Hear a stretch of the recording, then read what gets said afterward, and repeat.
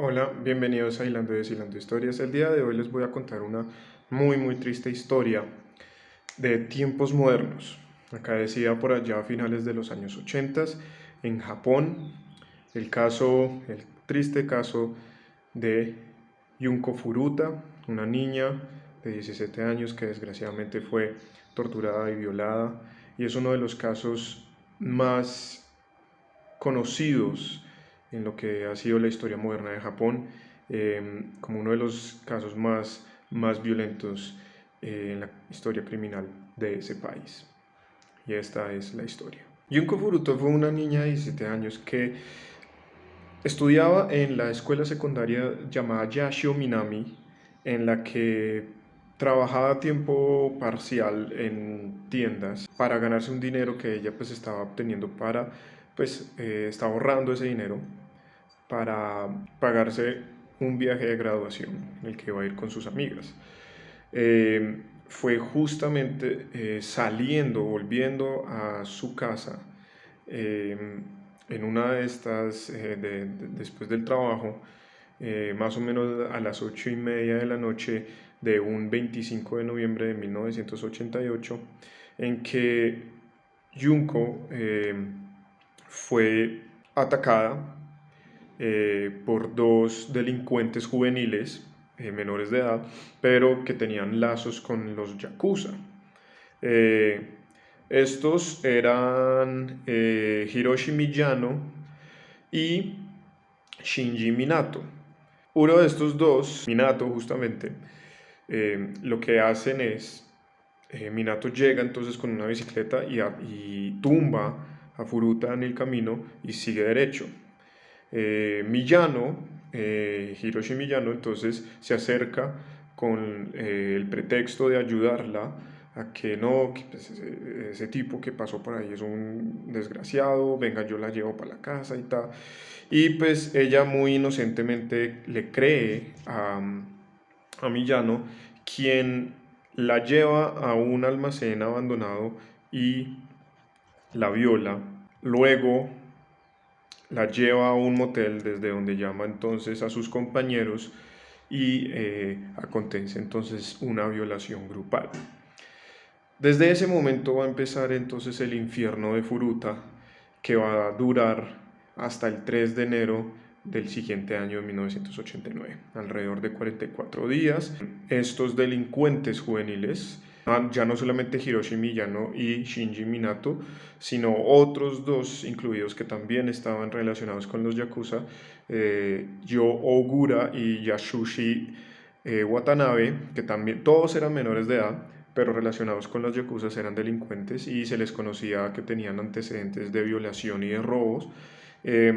Estos cuatro van entonces a establecer la casa de la familia Minato como pues justamente donde van a poner a Furuta en uno de los cuartos, eh, y van a establecer la casa de Minato como digamos ese cuartel general donde la van a tener, eh, y donde desgraciadamente pues va a pasar los últimos días de su vida.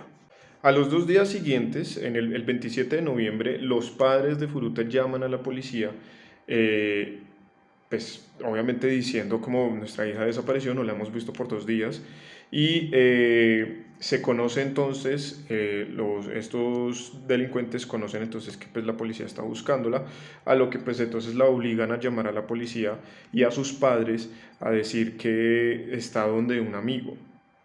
Entonces que cancelen todo, la búsqueda. Minato vivía con sus padres, a quien desgraciadamente los padres le tenían mucho miedo a su propio hijo, porque pues su propio hijo era ya como tal un miembro de los Yakuza y tenían miedo de represalias, o sea, le tenían miedo a su propio hijo porque pues este mostraba unos comportamientos muy violentos, no solamente con personas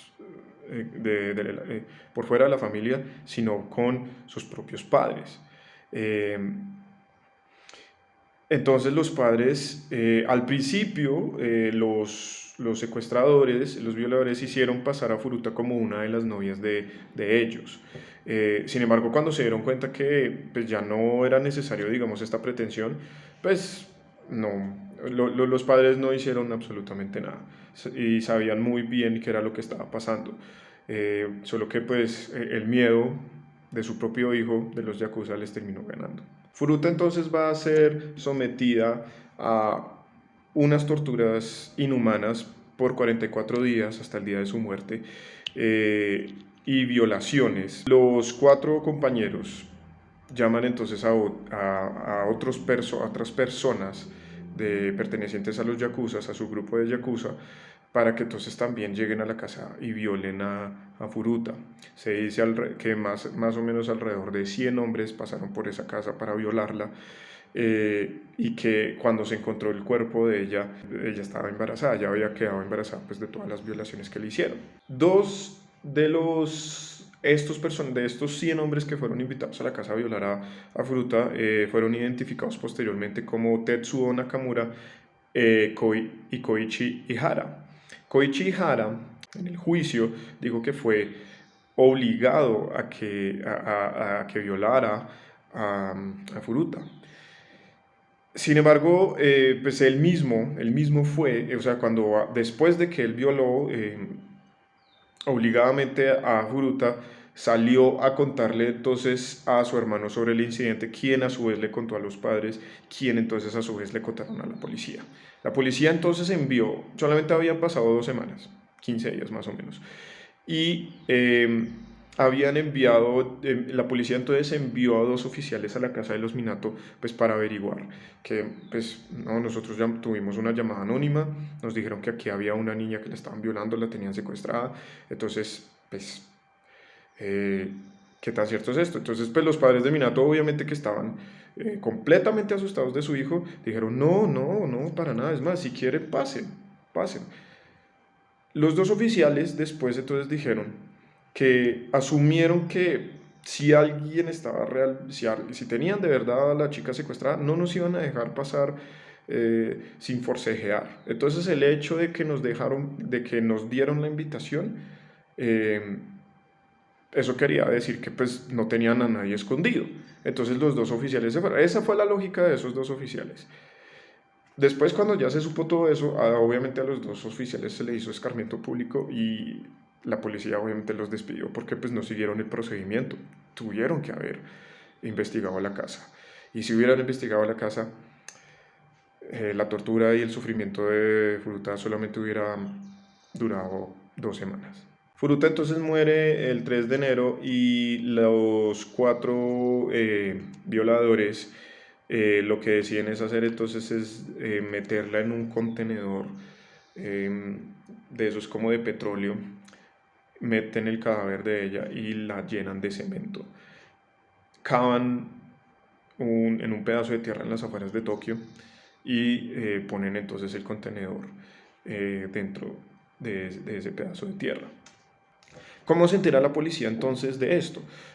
Irónicamente, como ellos tenían antecedentes de violación y de robos, fue justamente una violación que había acaecido como unos 10 días antes del secuestro de Furuta, que la sobreviviente denunció a estos violadores, que la policía entonces empezó a investigarlos y los llevaron entonces a interrogaciones, y entonces uno de ellos, pensando que ya otro había pues soplado todo el asunto, dijo, no, pues mire, es que nosotros matamos a esta chica, que yo no sé qué. Entonces la policía fue como, pero nosotros no le estamos preguntando sobre eso.